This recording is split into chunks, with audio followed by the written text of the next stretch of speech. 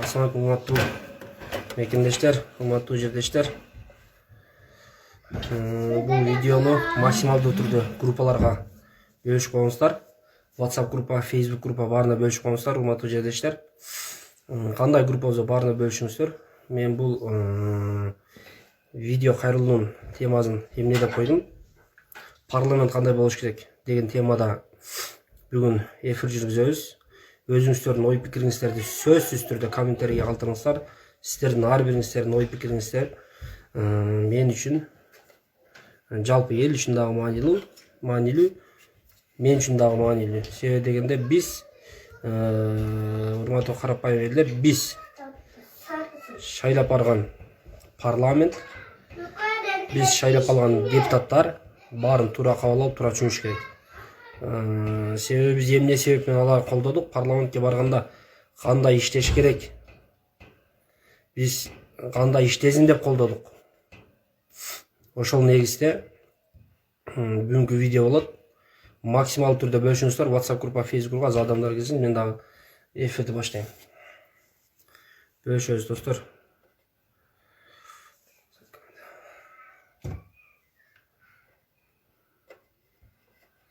Мен дагы сиздермен жакшы бөлүшүп алайынчы 1 минутта. Угулуп атабы? Айтып коюңуздар, угулуп атабы кимдер турат? Угуласа угулуп атат деп, угулбайса угулбай атат деп коюңуздар, урматтуу жердештер.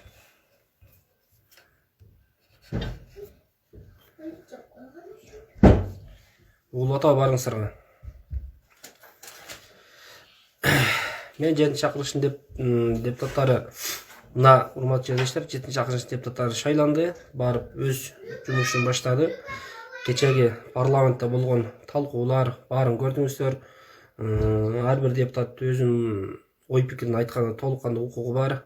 Себеби аларды бирөө шайлап барган жок, аны эл шайлады, алар элдин үнүн угузуш керек ошол жерде. Мен жеке жаран катары, адам катары именно мага эң кечеги бир ой менде пайда болду. Именно кечеги парламентте болгон көрүнүш. Эрулан Кокулов жаш депутат, алдын блогер болуп жүргөн, элдерге канчалаган пайдасы тийип жүргөн, элдерге пайдасын берип жүргөн бала, өзүбүздүн батыл азамат. Ошол депутат шайлоого барып, шайлоодон көп добуш алып, парламентке барды. Мен айтайын дегеним, бул жерде кече Эрулан Кокулов айтат. Мен айта турган маселе, Эрулан Кокулов именно ошол жерде Бүтүн Кыргызстан партиясына бир сөзүн айтты. Ал айткан сөзүндө айтып атат, бул жерде күлчүн бербей койсо ким күнөөлүү деп. Колуңардан келсе алып албайсыңар дегенде тарихты айтты. Мен буга түшүнгөн жокмун, бизде мыйзам барбы же жокпу, бизде мыйзам кандай иштейт. Ошол боюнча мен Эрулан Кокуловго жеке өзүм жарандык, өзүмдүн атыман видео кайрылууну туура көрдүм. Ал жерде дагы бир маселени айтат. Эрулан Кокулов мен дейт, алдын чайканасы, ашканасы жок эле, мындай да иштеп жүргөн болот деп атат ал нерсени. Урматтуу жердештер, мен жеке жаран катары, адам катары өзүмдүн ой пикирим айтсам, парламент кандай болуу керек? Парламенттин ар бир депутаттын эгер жашаганы турак жайы болбосо, аларга мамлекет тарабынан, мамлекеттин квартирасынан бериш керек. Себеби дегенде аларга жеке унаа дагы берилиш керек. Буну азыр айтсам, Эруланга окшоп дагы бирөө чыгышы мүмкүн. Булар ошого эле келем. Жок. Керек болсо Эрулан Кокуловдун садиктеги баласынан баштап, мектептеги баласынан баштап, баарын мамлекет өзү карап, өзү багып, ар бир мамлекеттик мектептерде бекерге окуш керек алар. Мен эмне себеп менен муну айттым? Себеби, урматтуу жердештер, ал депутаттарга берилген үй ошол менен ошол депутаттын атында калып кетпейт. Ал депутаттын мөөнөтү бүткөндөн кийин ал үй кийинки бара турган депутаттарга калат. Экинчиден, аларга берилген машина көрүнгөн жак айдап жүргөнү берилбейт. Эртең менен 7-де жумушка келиш керек болсо, эртең менен 7-де жумушка келет, кечки саат 6-да жумуш бүтсө ошол моментте токтойт ал машина. Андан башка эч жака барганы акысы жок алмашынан. Бул депутаттар, урматтуу жерлештер, бул депутаттардын мээзинде бир гана нерсени ойлоnuş керек булар. Мамлекетти алдыга жылдырам деген нерсени ойлоnuş керек. Бул депутаттар мээзинде бир гана нерсени ойлоnuş керек. Мен мыйзам жазам, мыйзамды көзөмөлдөйм. Болду, башка нерсени ойлоnuş керек эмес. Баласын садигин ойлоnuş керек эмес. Булар баласын мектебин ойлоnuş керек эмес. Буларга мамлекет ошондой шарт түзүп берип, ошондой талапты коюп алыш керек. Андан кийин булар кечегинде болуп туруп мектепте болуп билесиздер. Мектепке барбай калган балага кыжы деп туруп, ошол жерде барбай калган балага штраф коюлчу эле. Буларга да ошондой. Ким парламентте жыйынга келбей калса, биринчи күндөн баштап 6-чы күнгө чейин ким келбей кала турган болсо, ошол күнгө булардын штрафын жазып, айлыгынан минус кылыш керек. Булардын жүрүм турумун парламентте кечегиде барыңыздар, мен таң калып атам, азыр бул жерде элдерге таң калып атам. Парламентте баары кечегиде парламентте депутаттар көрүп, алтын чакырылышты көрүп, базып жүрүп, чуркап жүрүп, өздөрү менен өздөрү сүйлөшүп отура берген, уктап калгандарын көрүшүп, бүттүк жини келишкен. Азыр кечегиндеги көрүнүш болуп атат. А бирок ошону Бүтүн Кыргызстан партиясынын лидери Аткан Кенсенбаевич айтты. Токтоткула.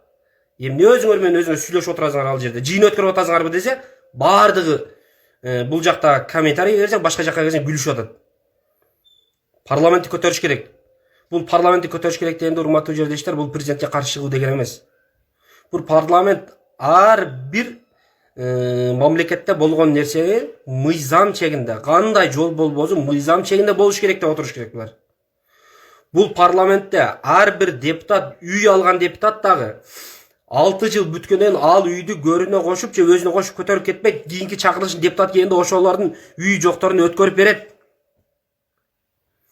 6 жыл ичинде ошол депутаттар таза иштей турган болсо, 5 жыл ичинде ошол депутаттар таза иштей турган болсо, анда алар кайра шайланып келет. 5 жылдан таза иштебестен, элди көрүнгөндөй ар өнөргө сала бере турган болсо, кайра дагы келбейт, ал үйлөр дагы алынат. Бул парламентке барган депутаттардын мээзинде бир гана нерсе оюнда болуш керек. Бир гана нерсе: мен мамлекеттин жаранымын, мен мамлекетти көтөргөнү келдим, мен мыйзамды жазганы келдим, мен мыйзамды көзөмөлдөгөнү келдим. Болду, башында башка нерсе болбош керек. Менин балам садикте эмне болуп атат, менин балам мектепте эмне болуп атат деген нерсе жок болуш керек. Бунун шартын баарын мамлекет түзүп бериш керек. Сиздер айтасыздар, айлыгын көтөргөн. Айлыгын көтөрөсүңбү, көтөрбөсүңбү, булардын айлыгында маселе эмес. Айлыгын 50 миң кылып коесуңбу, 100 миң кылып коесуңбу, ал маселе эмес. Бу ушуга чейин дагы булардын айлыгында маселе болбогон. Эң көп маселе булардын жеп койгонунда болгон. Булардын ушул алып аткан айлыгы менен байып кетпек. Алтын чакырылыштагы, 5-чи чакырылыштагы алган айлыгы менен байып кетмек эмес. Булардын айлыгы, булардын айлыгы көп бөлүнүп, буларды байытып койгон жок. Булардын айлыгы эмес, булар жегени көбөйүп кеткенин айынан болду. Мыйзамдын иштебегенин айынан болду. Мен Ерлан Кокуловко мен жиним келип аткан себеби, эмне себеп мен ошончо маселе турат? Кечеги айткан сөзү. Эмне себеп мен Ерлан Кокулов чынында парламентке барып, элдин өкүлү болуп шайланып барган болсо, эмне себеп менен 6-чы чакырылыш 2 миллиард 800 миллион сомду президенттин жеке фондуна бөлүп койду, ошону эмнеге сураган жок? Мен ошол жерине таң калып атам. Тура мен түшүнүп турам, жаңы барган парламент, жаңы барган депутаттар, именно жаңы барган депутаттар, булар мыйзам эмне экенин түшүнүшпөй жөн эле отурушат азыр. Тура ал жагын мен тура эле кабыл алам, жаңы барышты. Жаңы баргандан кийин эмне кыласың? Патхалинди кылып, хотя бы сен түшүнгөнгө чейин отуруп турчу айланайын. Хотя бы сага айтып атат ушул жерде, муногу мыйзамды муногу жерде жазылып турат деп айтып атат. Хотя бы ошол жерде жазылып турат деп көрсөтүп атат, муногу беренесинде турат. 8-чи беренесинде, 9-чу беренесинде турат. Мыйзамдын муногу беренесинде жазылып турат, оку деп атат. Хотя бы ошону окуп алып туруп жооп берчи айланайын хотя бы. Эгер сен чын элге күйүп барган болсоң, эмне себеппен кайра айтышып атат? Камчыбек Жолдошбаевга 1 миллион сом берип, парламенттин ичиндеги жерде ремонт кылдырганы үчүн министрлер кабинетин берип коюп турган. Ошону айтып атса, андан кийин бюджет мындай болуп калды, андай болуп калды. Эсте бюджеттин тарышпысы, эмне себеппен президенттин фондуна 2 миллиард 800 миллионду бөлүп бересиң деген адам жок ошол жердечи. Кайра айланып келип биздин мамлекеттин жагдайын түшүнүш керек. Биздин мамлекет жагдайын түшүнүш керек. А макул, биз мамлекеттин жагдайын түшүнөйлүк. А биздин төлөп аткан налогтор кайсы жака кетип атат анда? Биздин төлөп аткан налог кайсы жака кетип атат? Biz машинаның налогын, жердің налогын, судың налогын, малдың налогын, керек болса әрбір малдың құлағына басқан тамғаланнан бері бардыңғы төлеп отырмыз ошол жерге. Биздин акчалар кайчака кетип атында? Ушул нерсени принципке алып туруп биздин мамлекет жагдайын түшүнүш керек. Биздин мамлекетке урматтуу жердештер, биздин мамлекетте 70-80% товар чет мамлекеттен келип аткандан кийин ойлоңуздар өзүңүздөр. Сиздин үйүңүздө 70-80% башка мамлекеттен кирген товар. Ар бир товардын үстүнө налог, салык түшөт. Ошол салыктар кайчака кетти? Тура мамлекетти карыз боюнча карматты, бирок карыз боюнча карматканы менен түшө турган доходу жок, карматкан жок да. Жок, карматкан жок да. Биз мисалы түшө турган доход эч жактан жок болуп мамлекетти мен деп карматып койгон болсо анда бир жолун таба албай калды десең. Бирок азыр ушундай жол менен кайчака барабыз азыр? Мен Ерулан Кокуловду кайра айтып аткан себеби ал балага мен таң калганым жерим, урматтуу жердештер, мен эң таң калган жерим Ерулан Кокуловдун кечеги айткан сөзүнөн вообще мен тоңуп калды. Өзү ушуга чейин ашканаларда айтып жүргөн. Кече өзү парламенттин ашканасын айтса, ашкананын жолу иштеп жүрсө болот. Урматчы ишенип кое болот деп атат.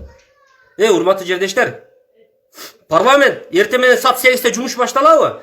8-тен обедке чейин иштеш керек. Обедке 40 минут тайнап береби? 40 минут ошол жерде тамак аш даяр болуш керек, тамак жеп келип, кайра кечки убакыт бүткөнгө чейин иштеш керек. Мамлекет ошол шарт түзүп бериш керек аларга. Алардын үй бүлөсү башка, алардын мези башка жака ообаш керек. Мен үй бүлөмдө эмне болуп атат деген нерсе мезинде болбош керек алардын. Бир гана мезинде мамлекет деген ме болуш керек. Бир гана мезинде мен мыйзам жазышым керек деген мен ойлоnuш керек алар. Башка нерсени ойлонгон акысы жок. Азыр аларга тура мен азыр кечеге айтты 25 миң айлык деп атат. Макул дейли, мына сиздер дагы макул дейсиздер. Баарыбыз макул деп Ерулан кош колдоп колдоду ошол нерсени. 25 миң айлык. Өзүңүздөр ойлоңуздар. 25 миң айлык. Квартиразы, жатаканасы жоктор бар ал жерде. Макул машинасы жок болсун, макул. Алардын обедин макул өздөрү сумкасына салып алып келсин, ансын дагы макул деп койгула. Андан кийин анын бала чакасынын садиги бар, мектеби бар, ал жак бул Ерулан именно өзү айтайт, ушул нерселер айланада турганда бир гана мамлекет үчүн оюн жүргүзө алабы? Андан башка дагы маселелер болуп атат, ал жагын да ойлоnuш керек да.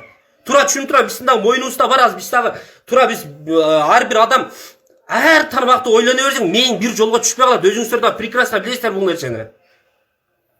Өзүңүздөр да прекрасно билесиздер бул нерсени. Мен дагы прекрасно билем. Азыр мен бир жагын, бул жагын ойлосом, экинчи жагым бар. Ошондуктан урматтуу жердештер, мен жаран катары айтарым. Бул парламенттин шартын түзүп бериш керек. Тез бир жакшылыгын түзүп берсин. Эч нерсени ойлонбостон, бир гана Кыргызстанды ойлоно турган шартын түзүп берсин. Бирок анын талабы дагы бар. Ошондой шартты түзүп бергенден кийин алардын машинасы саат 6-дан кийин көчөгө чыкпайт. Ал жагындагы эсебин алыш керек. Көчөгө чыксаңыз алардын штрафы бар. Штраф стоянка тыгып, аларды сөгүш жарыялаганда паланча түгүнчө деп сөкпөйт. Керек болсо ошол жерде парламентте сүйлөгөндө күнүнө 2 мүнөттө сүйлөйт болсо ошо 1 мүнөткө түшүрүп койсун. Канчалаган адамдар көрүп атабыз го.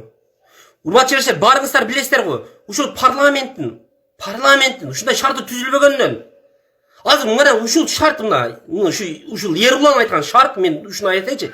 Ерулан айткан шарт ушуга чейинки президенттерде түзүлүп калганда эмне болмок? Эмне болмок ушуга чейин? Көрдүк да, баары эмне кылыш керек? Бул жактан уже айлык жокпу? Болду. Буларга жагыныш керек. Бул жака кайнизин тыгыш керек, башка кылыш керек. Бул жерде тендерди ойнотуп бериш керек, тендерден акча кылып алыш керек. Только ошол жакта ойлойт. Буларды мезин бир гана мамлекетте оңдогон буруш керек. Ошондуктан урматтуу жердештер, бул менин талабым. Мен сиздин талабыңызга мен эч нерсе дей албайм. Бул менин талабым. Ар бир депутаттын үй салганда Ерулан дагы түшүнбөй атат. Бул үй депутаттардын үйү дегенде урматчы буларга жаңы үй салып берилбейт. Булар мурунку үйлөр бар, мамлекет несиөнде депутаттарга салынган үй бар. Алардын мурунку чакырылышын депутаттар аларга күлүшүн өткүзүп таштап кетиш керек. Алар өзүнө кошулуп алып кетпеш керек. Мурунку машиналар бар, ошолор калыш керек. Алар алып кеткен болсо, ошоларды мамлекеттин нерсесин алып кеткен үчүн алар жоопко тартыш керек. Алардын керек болсо жулуп алыш керек колунан. Мамлекет өзүнүн күчүн көрсөтүш керек, кантип мамлекет нерсесин алып кеткен кандай болушун. Азыр основной мына мен мисалы Алабыка районунамын. Алабыка районунан Шайланпараңан канча депутат бар. Мына Чаткалдан бар, башка жактан бар, алыс жерлерден. Ушул жердегилер ошол жака барып квартира сыймайт десе, эми өзүңөр ойлогула, 25 миң квартира сыймайт десе, квартираңарды өзүңөр билесиз, 10 миңден ары. Тамак ашып бала чагасы кайсы жагына жетишет. Булардын мези бир гана мамлекет үчүн ойлонула ошондо. Туруп даңетип айтып коюштун, эки бардык жагын тегиз караш керек да. Мен болгондон айтайын дегеним, бул парламентте биз тура, булар эшек эмес, биз дагы алып барып туруп эле буларды ургулап эле сабалап эле. Жок. Биз биринчи шартын түзүп берейlik. Андан кийин талап кылышты, андан кийин көрсөтөбүз аларга. Талапты кандай кылып алышты. Биз эч нерсени түшпөй туруп эле көрүнгөн нерсени талап кыла беребизби? Эмне себеп менен жаман көрүп атасың? Кантип туруп депутаттар азыр бур чакырылыштын депутаттары кандай болбосун? Эртең 5 жыл эртеңден өтүп кетет. Мөөнөтү бүткөндөн кийин эмне болду, эмне жок? Ошондо баа берет эл. Азыркы депутаттар калабайсыздарбы? Сиздер ар бир кеткен акчага, ар бир мамлекетте аркага кете турганбыз, ар бирине полибо министрликтен эмес, силерден талап кылат эл. Силердин министрлерди эл шайлабаган, силерди шайлап барган. Ошол министрлерди силер коесуңар. Мамлекет аркага кетсе дагы силерден талап кылат. Алдага кетсе дагы силерди мактайт. Мен азыр бул жерде президентти бөлүп коюп андай кылабыз. Президенттин полномочиясы мен мындай элестетем. Президент полномочиясын баардык шартын түзүп бергенден кийин президент өзүнүн ишмердин чет мамлекет, мына башка өлкөлөр менен сүйлөшүүлөр жүргүзүш керек алар. Кыргызстан ичинде парламентке уверенный, как душасы менен президент өзү дагы ишениш керек. Мен ушул парламенттегилерге ишенем деген душа мына жерде болуш керек. Кичкине кири болуп аткан болсо, кичкине ишенич болбой кала турган болсо, президенттин дагы ой эки башка кетет. Же ички саясат менен алыша албай, же сырткы саясат менен алыша албай, мамлекет алдыга жылдыра албайт устмоо кетиште.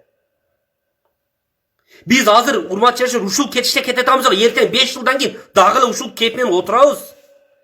Айланайын 7-чи чакырылыштын депутаттары, силерден суранып кетем. Силерден эл чын эле айтат, көп нерсени үмүт кылган. Дагы деле үмүт кылып атат, эми бардыңар.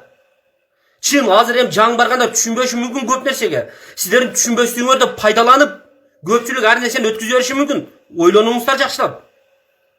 Силерден сураныч, эртең добушка салынып өтүп кеткенден кийин бул нерсе кайтарып болбой калат. Башында ушул нерсени ойлонуп бир чечим кабыл алып алгыла.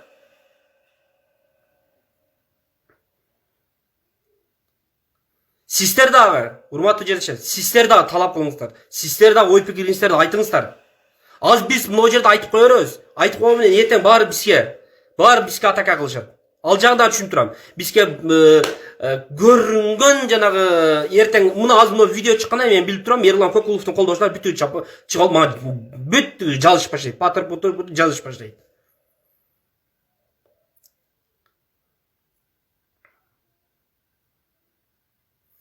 Чын айтканда өзүңүздөр көрдүңүздөр да.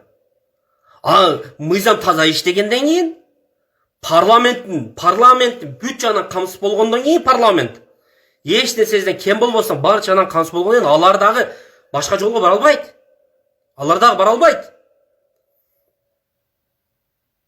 Биз бир нерсе менен биринчи аларды камсыз кылайлыкпы? Кылгандан талап кылабызбы? Сиз дагы үйүңүзгө бир мадикерди алып келип алып 1 сом бербесен уруп иштете бериңчи. 1 сом бербесен ал нерсени талап кыла берчи, ал дагы бир күн жанына батат анын дагы. Бардык жагын камсыз кылып, ошондо жумушуңду требуйт этесиң. Бир жерде стройкага бирөө салып отуруп, акча бербей эле комитет иштете берчи. Кантип талап кыла аласың? 1 сом акча бербесен кантип талап кыла аласың? Же болбосо бир шартты түзүп бербесен кантип талап кыла аласың? Мен ошондуктан айтарым, урматтуу жерлештер, урматтуу 7-чи чакырылыштын депутаттары, сиздерден элдер чоң үмүт кылды.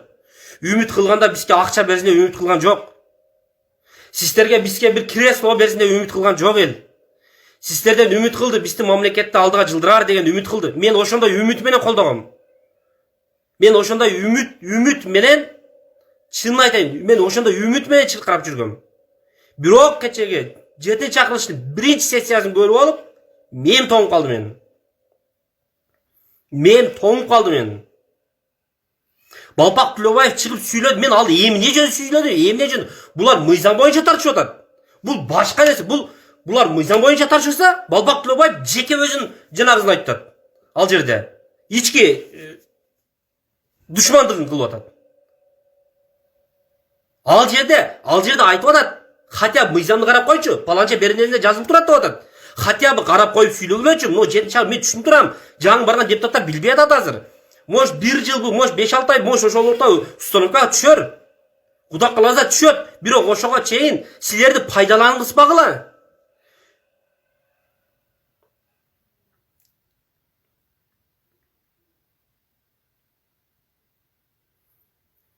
Айтса, бары жаман көрүнөт. Кайра алтын чакырылышты айта бересиңерби деп. Алтын чакырылышты айтпай турабыз о. Алтын чакырылыш президенттин жеке фондуна 2 миллиард 800 миллион сом бөлүп берип коёт. Бул кимдин эсебинен? Элдин эсебинен? Мамлекеттин эсебинен? Эмне себептен президенттин жеке фондуна 2 миллиард 800 миллион сомду бөлүп коёт да, ак үйдү ремонтка келгенде 1 миллион сом чыкпай калат. Бул да чоң маселе. Экинчиден, урматтуу журналисттер, ар бир жаран өзүнүн оюна айтканы укуктуу. Мен өзүм жаран катарым, Ноосыз көл мейманканасы кайра дагы айтам. Каалаганыңарды кылгыла, бирок бул тарыхта калат. Урматтуу журналисттер, буспайлы коек.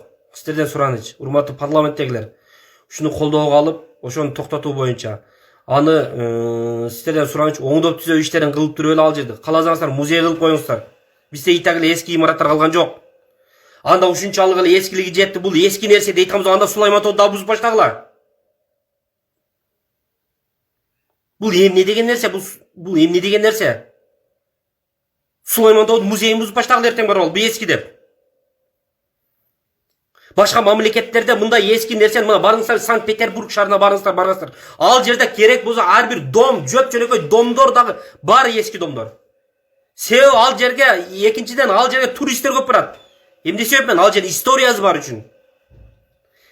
Санкт-Петербург шаарынын историясы бар үчүн ал жерге основной жүргөндө туристтер. Ал Санкт-Петербург шаарынын тарыхы мындай айтканда. Урматтуу жерлештер, мен ошондон айтарым, бунун эч кимге зыян тийбейт. Ошончо эле жер керек болсо жерлер көп. Ошончо салабыз деген зданияны башка жака сала бериңиздер, сиздерден сураныч. Ошону оңдоп түзөө иштерин кылып койсоңуздар. Бул менин жеке жарандык суранычым бул. Ошону буспайлы коюңуздар. Бул кечеги 5 октябрда эле тополоң болгондо эле талкаланып калган, ага чейин бир жакшы эле турган нерсе эле. Ал убакта ар кандай нерселер болуп кетти, бирок азыр оңдоп түзүү иштерин жүргүзүп койсоңуздар эле жакшы болмок. Именно ушул жер мага керек деген ким экен дейм да, мен ошого таң калып атам. Именно мага ушул жер керек, башка жер керек эмес. Именно ушул жерге салышым керек, башка жерге салышым керек эмес. Тура эртең ал жерге здание салынат. Мен түшүнүп турам, ал жерге здание салынат. Аны элдер айтат, мына кечеги кыйшай турган зданиянын ордуна бир жакшай туруп кал дейт. Ошол бир жакшай тургузуп аткан зданияны башка жака сала берчү, айналайын бир тууган.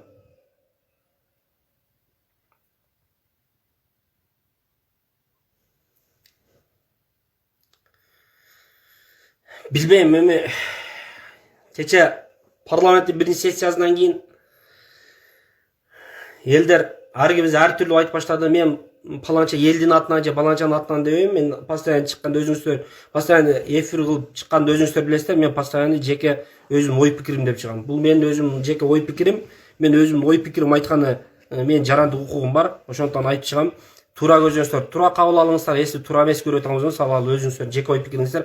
Бирок ой пикириңиздерди ачык айкын айтып коюңуздар.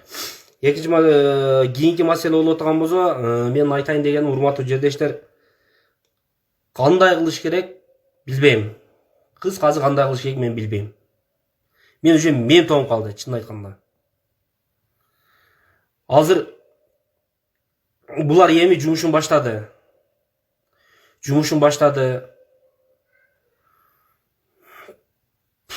Бирок кечеги жаңы шайланган депутаттар кичкине установкага түшкөнгө чейин, көп мыйзам кабыл албай турсак дагы болмок деп койдум. Себеби дегенде көп нерсе добуш менен өтүп кетет.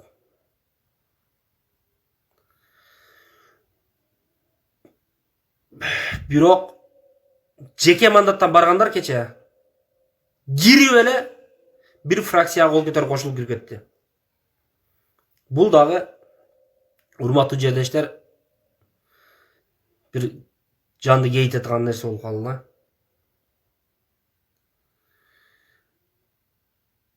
Бұл жерде бөлініп жарылбастан фракция же башка деп бөлінбөстөн өзү барын эле одномандатный кылып салса дагы болмок экен. Бирок ал жерде көп өтпөй калмак эле да. Ошол урматтуу жерлештер, мен жеке ой пикирим билбейм, мен жеке ой пикирим айттым. Бирок Эргулан Көкулов экөөсүнүн оюбуз эки башка чыгып калды.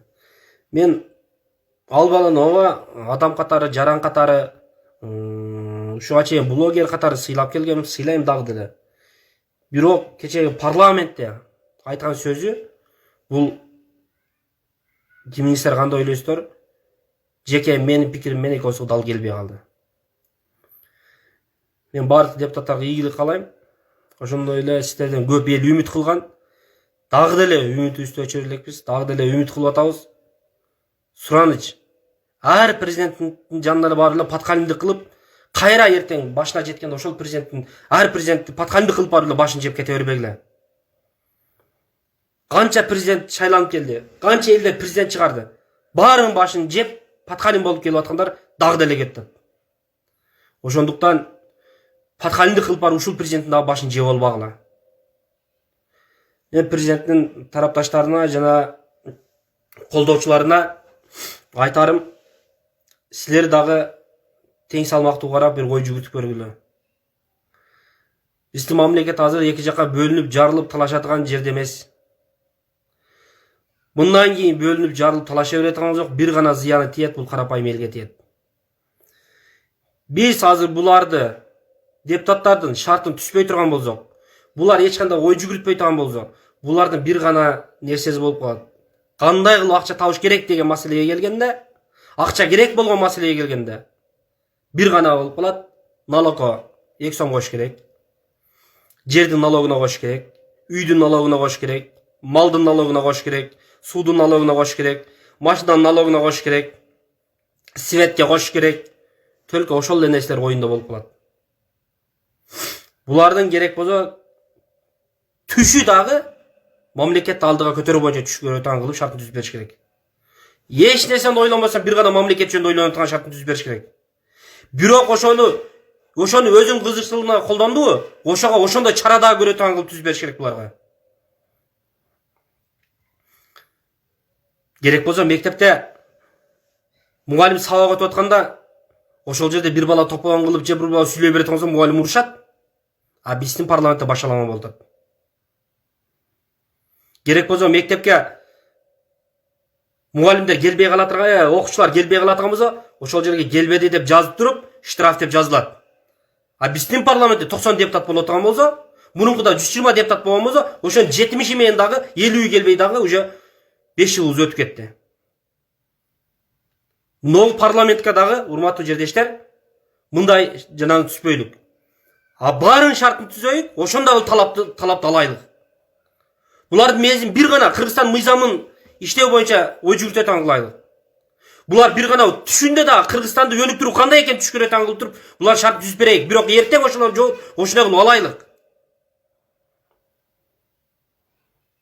Анан кийин барып эле булар ойлошот окшойт. Депутаттардын айлыгын аз эле кылып койдук. Депутаттардын кааласаңыздар айлыгын 10 миң кылып коюңуздар. Кааласаңыздар. Депутаттарга керек болсо бир уштук пияз дагы бербей койгула. Ошол менен бюджет көтөрүлөбү? Ошол менен мамлекет алдан жылабы, өзүңөр ойлогула. Эс жок жылат десеңер ошону демилгелеп чыккан ушуна кылып койгула деп. Азыр бул жерде урматтуу жердештер. Бийликтин тарапташтары айтат. Айлык аз болду, зор болду. Айлык аз болду. Урматтуу жердештер. 10 миң айлык алабы, 5 миң айлык алабы, айлыгын албай коёбу? Эмики жанагыдан баштап, сессиялардан баштап, бюджетти бөлүштүргөндө президенттин жеке фондуна деген бөлүштүрүү жок болот. Бул ушуга чейин болбогон, булар мыйзамсыз эле бөлүштүрүп келе берген. Өзүңөр дагы ойлонбойсуңар, урматтуу туугандар, урматтуу эл журт. Шартын түзүп берип туруп талап кылбайлыкпы?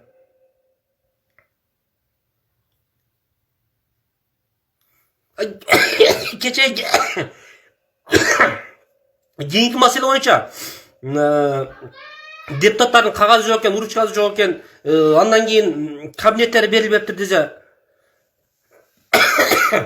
ушул жерде айтасыңар, өзүңөр ала албайсыңар деп. Кана бүтүн Кыргызстан албап, ертең бүтүн Кыргызстан бардыгы чогулуп барып туруп, ошол парламентте тополоң кылып, кана ошол жерде кабинетти бошотпой аткан адам сүдүрөп чыгайлычы, ошол мыйзамдуубу? Же кыла албайбыз деп ойлойбу ошол нерсени? Же ошол бир депутаттан биз кабинет тартып ала албайбыз деп ойлойбу?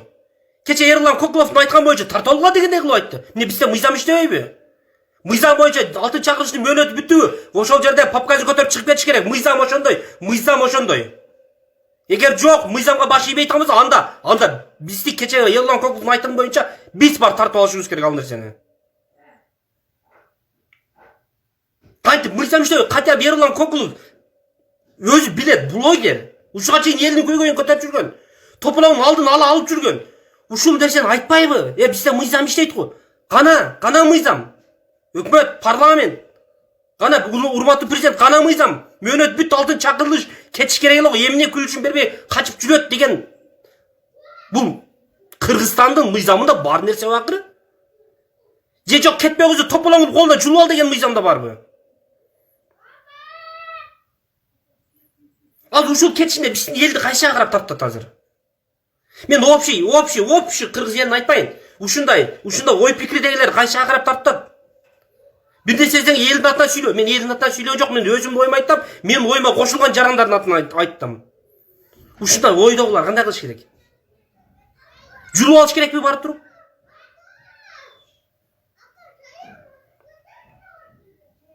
Биз міне кече ушуга чейин жүрдүк. Ушуга чейин көрүнгөн нерсени кылдык. Биз керек болсо мыйзамды сактап ошол жерде ак үйгө бастырып кирбеш керек деп.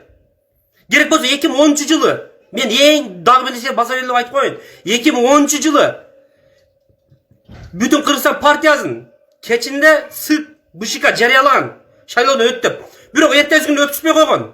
Ошондо биз филармониянын жанында бүтүн Кыргызстан партиясынын штабына чогулганбыз митингге. Биз чогулуп ошол жерде талап кылганбыз, атайын Кинсанбаев чыгың бул жака деп. Ошол жерде 10 миңден ашык жаран бар эле ошол жерде. Атайын Кинсанбаев чыкты да айтты. Урматтуу эл журт, урматтуу тарапташтар, урматтуу партиялаштар, силерди дагы түшүнүп турам. Ушунча калың эл менен жөн эле барып алып алабыз деди. Бирок араңардан бир өңбөздө кан төгүлөт деди. Мага мындай креслонун кереги жок деди. Эгер ошончо адам чогулган жерде башка саясатчы болсо, жөн эле колдонмо ошол 10 миң адамды. 10 миң эмес, 1000 адам чогулайын десе азыр колдонуп кетейин деп тургандар канча? 10 миң бул жакта турсун, 1000 адам чогулай турган болсо, мен колдонуп кетейин деп аракет кылып аткан күчтөр канча? Бирок Атайын Кинсанбаев ошол нерсе колдонгон жок.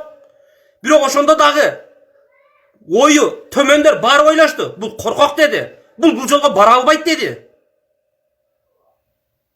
Өзү токтотту. Токтоп чыгбайт, урматтуу эл журт, тарагыла деди. Мага ишене турган болсоңор деди. Мен сот боюнча далилдейм деди. Болгон биз ошол жерде суу ичкенбиз, башка кылганбыз. Муногу жеп ичкен мусорлорду тазалап кетсеңер, артыбыздан сөз тийбесин деди. Элдер баары мусорлорун алып барып мусорун ящикке таштады. Ал жерде эч кандай адам чогулбагандай болуп таптаза болуп калды. Бул жол эмне жаман, кимге жакпайт ушул жол? Андан кийин Мадмаров ар кандай аракетин кылды. Ошондо дагы мыйзамдуу жолго барайын деп, мен мыйзамсыздарга макул эмесмин деген кыймылды түздү. Бул мамлекетти базып алууга болбойт. Бул мамлекетти базып алат болсо талан тараш кылганы болбойт. Андан көрө биз кол тамгабыз менен мыйзам жолунда барайлык. Мыйзам жолунда сунушубузду берейлик деген ой менен мен мыйзамсыздарга макул эмесмин деп чыкты. Ошондо билем көпчүлүк кандай болду билем. 225 миң кол чогулду. Ошону 300 миңге жетишкенибизде. Бул кол жетет эле ошол моментте. Бул кол 300 миңге дагы жетет эле. Болгону бул жерде бир нерсе болуп калды. 225 миң кол чогулткандан кийин ошол убактагы бийлик башында отурган онда Атамбаевдин бийлиги эле кайсыл жерде кол чогулса барып алып, милициялары бар бул кол чогулткандары базай берип, ар жака алып барып камай берип, артынан кубой берип, балдардын бүттүгүн мондон тогузуп жиберди. Ошол убакта Мекенчил партиясынын колдоочулары, Садыр Жапаровдун колдоочулары биз менен бирге жүрүп ушул кордукту көргөн. Егер жоқ біз андай құртты көрмегенбіз десеңер айтқыла. Андан кейін Садыр Нұрғожаевич Жапаров таможнядан өтіп келгенде дағы. Ал жерде қаншалаған жарандар болған. Ошол уақыттағы бийлик біз мыйзамдуу жолмен Садыр Жапаров өзі да айтқан. Мен мыйзамдуу жолмен келдім деп айтқан. Мен мыйзамдуу жолмен келдім. Мен өзім жооп берейин деди. Силер чакырсаңар макул мен өзім барайын деди. Бирок ошол жерде карабастан база болуп кетип калды. Ошода каршы болуп Мекенчил партиясынын колдоочулары менен бүтүн Кыргызстандыкы чыгып ошонун ичинде именно Орозайым Нарматова болгон. Орозайым Нарматова чыгып ошол жерде 4 күн МВДнын подвалында Садыр Жапаровдун балдары менен кошулуп жаткан. А бирок азыр ушул моментке келгенде биз ошондо дагы мыйзам жол менен кеткенбиз, азыр дагы ошол жол.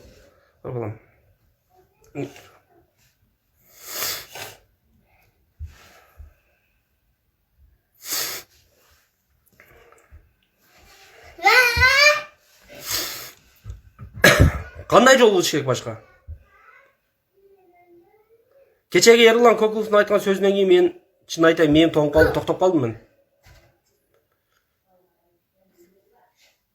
Кабинетиңер албасаңар бирөө күнөөлүүбү деди. Жул алыш керекпи? Мен мекенчилерге азырга жокмун тууган. Бир тууганым айланайын. Сейитмурат Анаркулов бир тууганым, мен мекенчилерге азырга жокмун. Мен болгону айтып атам. Мен мекенчилерге азырга жокмун. Бир тууган, ошол убакта кандай жолдо келгенбиз? Биз мыйзамдуу жолдо эле мекенчилер менен бирге мыйзамдуу жолдо келгенбиз. Биз Атамбаевдин бийлигин мындан кууган. Ошону айттым. Мекенчилер болгондо сен эмне башка мамлекетте жашайсыңбы? Же мен бүтүн Кыргызстан болгондо мен башка мамлекетте жашаймбы? Баарыбыз бир эле элбиз.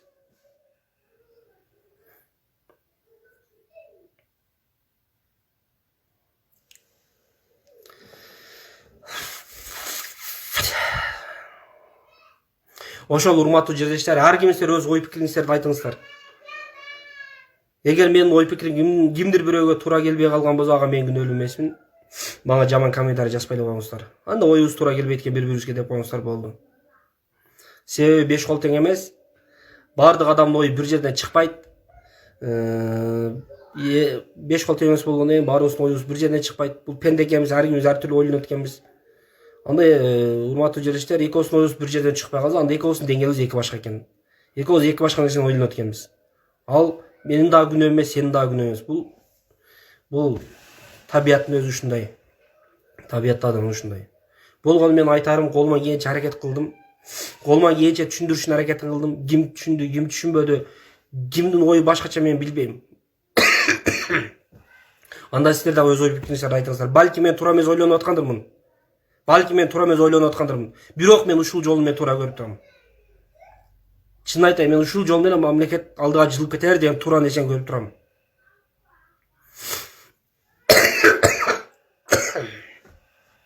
Ошол урматтуу жерлештер, баарыңыздардын үй бүлөңүздөргө тынччылык, аманчылык болсун. Элибиз жерибизде тынччылык болсун. Мынагы эми келип жаткан 2022-жыл ийгиликтердин жылы болсун. Өнүгүүнүн жылы болсун. Кыргызстанда бир чоң бурулуштун жылы болсун. Өлкөбүз эч бир мамлекеттин көзүн тиктеп калбаган мамлекеттин катарында болсун. Ошо келип жаткан 2022 жаңы келип жаткан жылыңыздар баарыңыздарга куттуу болсун. Ден соолуктун жылы болсун. Ыймандуулуктун жылы болсун. Биримдүүлүктүн жылы болсун.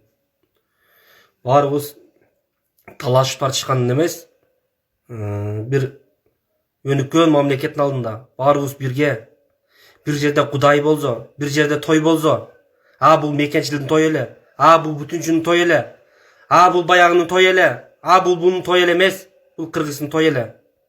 Бул бир кыргыз бир тууган тою эле, же бул бир кыргыз бир туугандын Кудайы болуп атты эле деп баарыбыз биргеликте жүргөн күндөр насип кылсын. Ошол урматтуу жерлештер, бул видеону максималдуу түрдө бөлүшүңүздөр. Ар бир жаран өзүнүн ой пикирин калтырсын. Эсти жок, мага ой пикириңиздер туура келбей калган болсо, сөгүп баша кылыштын кереги жок. Ар бир жаран өзүнүн алдынча ой жүгүртөт.